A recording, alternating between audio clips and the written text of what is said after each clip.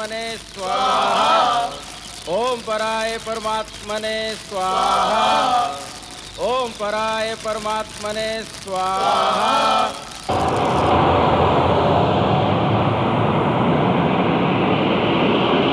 ओम पराय परमात्मने स्वाहा।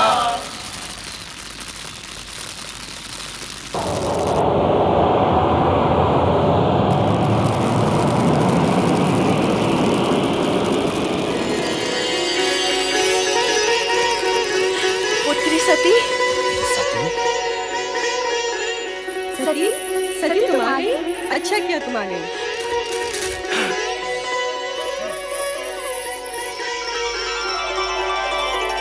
पुत्री सती तुम आ गई। ये तुमने बहुत अच्छा किया। जब से तुम्हारी सब बहनें आई हैं तब से मैं तुम्हारा ही स्मरण किए जा रही हूँ। आओ, यज्ञ आरंभ हो चुका है। आओ।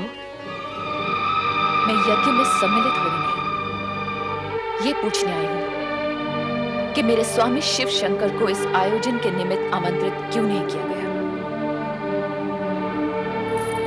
पुत्री,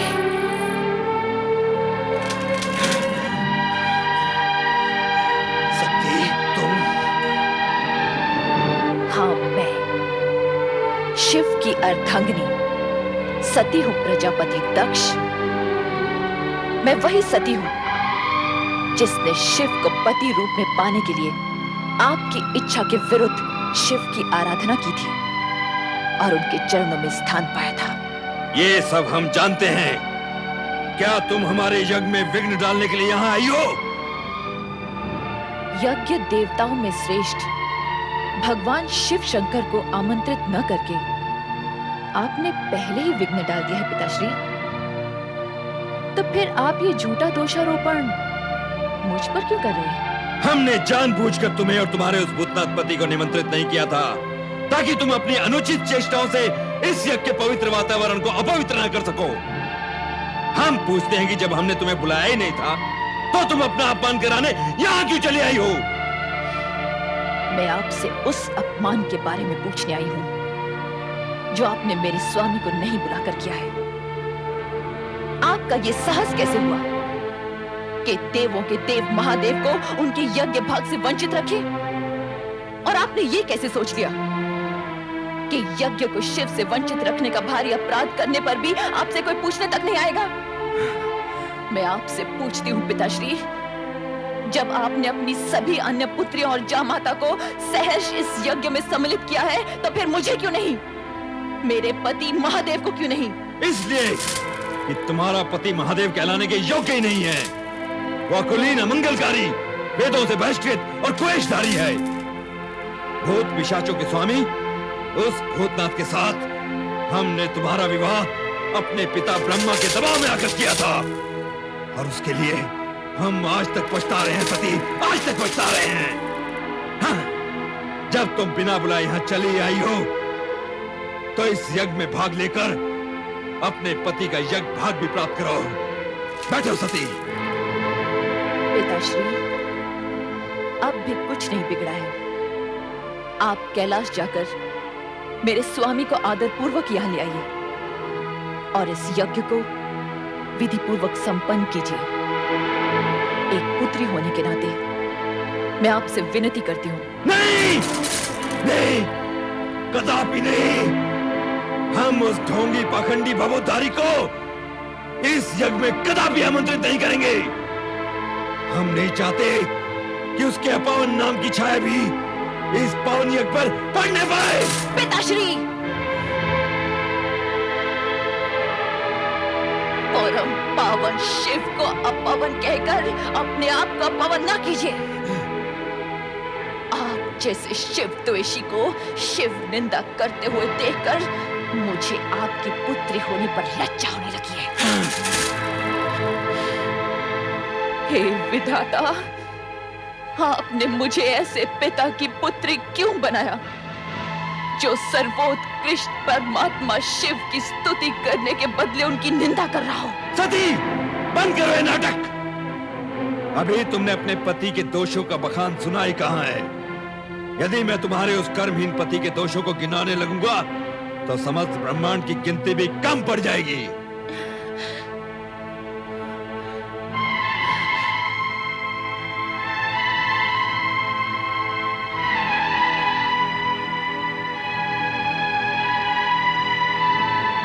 सृष्टि के पालक श्री हरि विष्णु, सृष्टि के रचनाकार परम पिता ब्रह्मा, क्या आप शिव निंदा सुनने के लिए इस यज्ञ में सम्मिलित हुए? जिन सदा शिव की कृपा दृष्टि पाने के लिए आप उनकी स्तुति करते करते नहीं थकते, उन्हीं शिव की निंदा सुनते हुए आप मूर्ति के समान निश्चेष्ट बैठे? क्या आपके प्राण सुध बुद्ध खो बैठे? क्या आपकी अंतरात्मा मर चुकी है? महाराज दक्ष, शिव पत्नी सती इस यज्ञ के वातावरण को दूषित कर रही है। इसे रोकिए और यज्ञ से बहिष्कृत कीजिए। जो व्यक्ति स्वयं यजमान दक्ष प्रजापति का सरासर अपमान कर रहा हो, वो यज्ञ में रहने के योग्य नहीं है, भले ही वो आपकी पुत्री ही क्यों न हो। सती, इसी समय चली जाओ यहाँ से। मैं इस यज्ञ से तब तक नहीं जाऊंगी जब तक आप और इस यज्ञ में सम्मिलित होने वाले सभी लोग शिव की अवज्ञा के प्रति खेद व्यक्त नहीं करते। मैं यहां से तब ही जाऊंगी जब आप सब शिव से क्षमा मांगेंगे।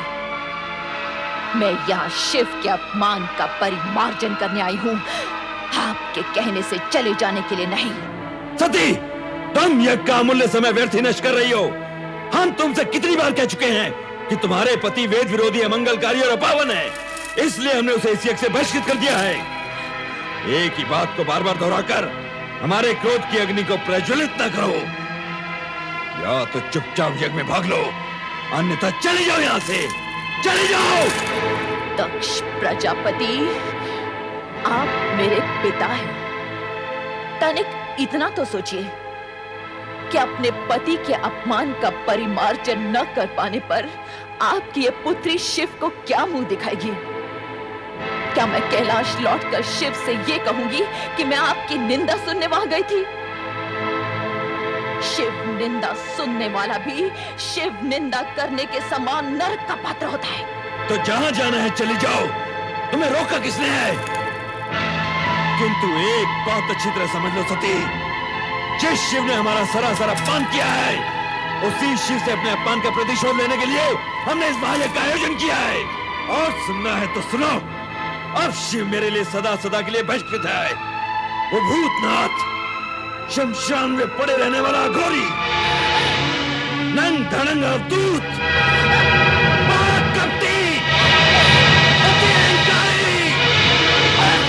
दक्ष प्रजापति, बस कीजिए। मैं पति निंदा नहीं सुन सकती, नहीं सुन सकती। मैं पति निंदा नहीं सुन सकती, मैं पति निंदा नहीं सुन सकती, नहीं सुन सकती, नहीं सुन सकती।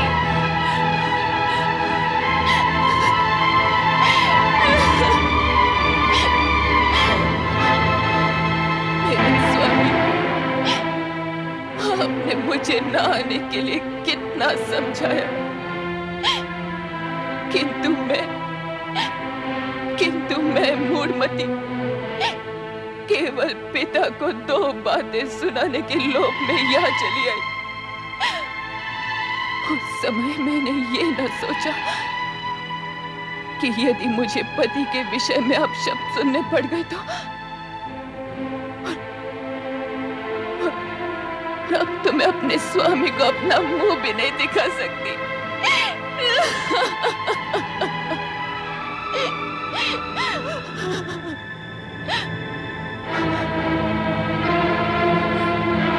जिस स्थान पर मुझे अपने पति की इतनी निंदा सुननी पड़ी, वहीं के वहीं मैं अपने इस देह का त्याग कर दूंगी।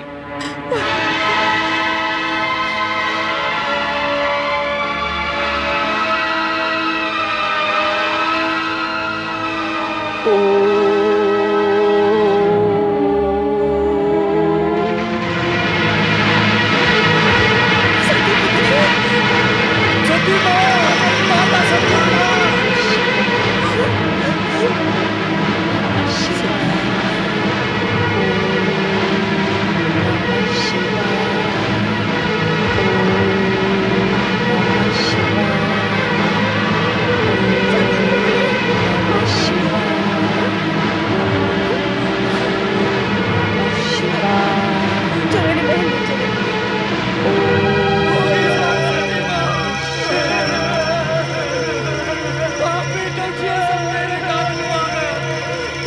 मेरी सती माता की बलि लिए तुझ पर धिक्कार है, धिक्कार है, धिक्कार है।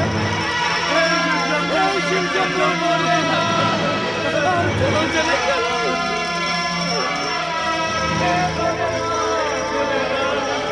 तुम्हारी ये दुर्दशा तुम अकेले लौट आए। देवी सती कहाँ है? देवी सती कहाँ है? देवी सती कहाँ है? यज्ञ में दक्ष ने आपका अपमान किया, आपकी निंदा की। ये सुनकर माता सती ने ये कहा कि उनको जीवित रहने का कोई अधिकार नहीं, और ये कहा कि आपको अपना मुख दिखलाने का भी कोई अधिकार नहीं। और ये कहते कहते आत्मदाह कर लिया। नहीं, नहीं, नहीं!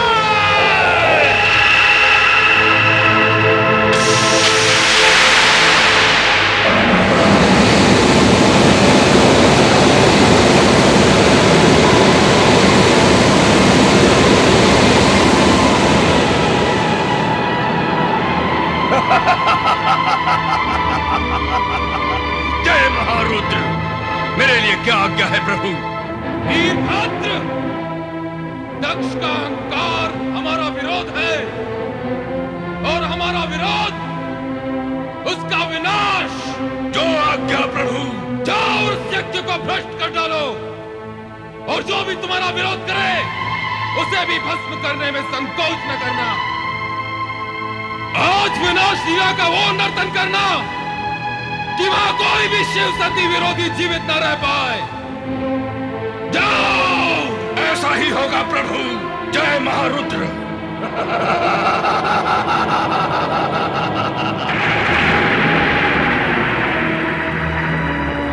हे दुराचारी दक्ष, तेरे इस यज्ञ का विनाश हो जाएगा। तुझ पर दुर्भाग्य और विपत्तियों का आक्रमण होगा, और उससे तेरी रक्षा करने का किसी ने प्रयत्न भी किया तो उसका अंत निश्चित है। कुछ ही समय में यहाँ विनाश का तांडव होने वाला है। विनाश का तांडव होने वाला है। विनाश का तांडव होने वाला है।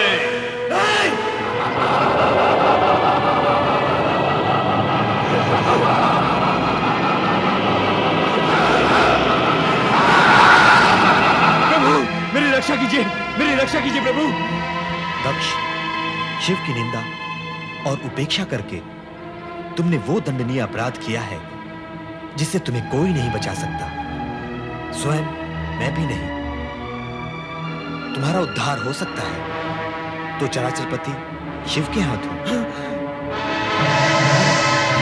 प्रभु, प्रभु,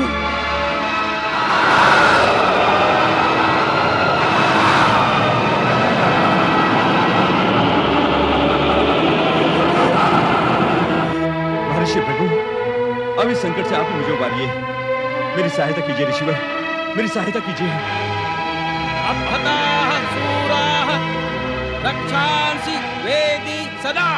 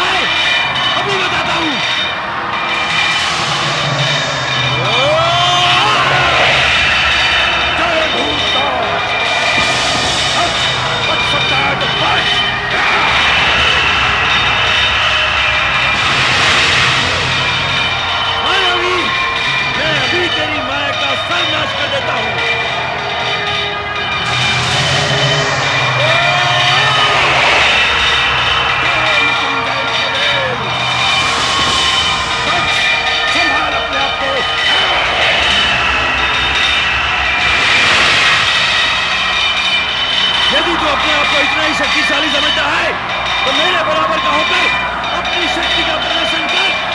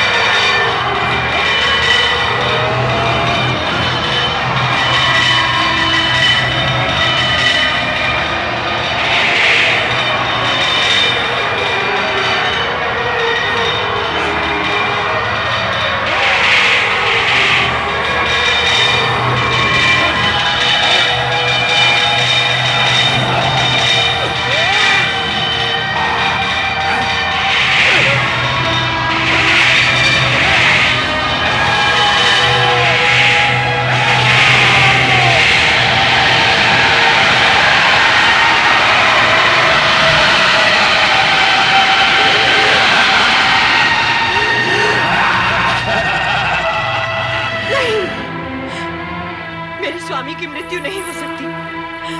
वे परमपिता ब्रह्मा के पुत्र हैं। उनकी मृत्यु नहीं हो सकती। उनकी मृत्यु असंभव है। तुम्हारा कथन मिथ्या है, मिथ्या। नहीं महारानी, ये सत्य है। प्रजापति महाराज दक्ष अब इस संसार में नहीं रहे। क्या मेरे स्वामी इस संसार में नहीं रहे? मेरा सुहाग मिट गया है। यदि मेरा सुहाग मिट गया है तो मैं जीवित रहकर क्या करूंगी? मैं अपने प्राण त्याग दूंगी। मैं अपने प्राण त्याग दूंगी। नहीं माते, नहीं, धैर्य रखिए माते। इतना दुखी मत होइए माते। नहीं, मेरे स्वामी के बिना मेरा जीवन व्यर्थ है। मेरा जीवन व्यर्थ है। मैं जीना नहीं चाहती। मैं जीना नहीं चाहती। मैं नहीं रहना चाहती। शांत हो जाइए माते, शांत हो जाइए। दक्ष प्रजापति जीवित हैं। क्या? मस्तक विहीन होने के उपरांत भी उनका शरीर निस्तेज नहीं हुआ है।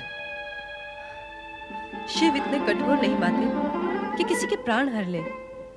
उन्होंने तो पिताश्री को केवल उनकी करनी का दंड दिया है।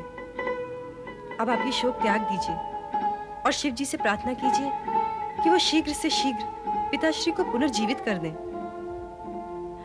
मैं शिव से प्रार्थना करूं अपने पति को जीवन दान देने के लिए? मैं तो, क्या वो मेरी प्रार्थना सुनेंगे?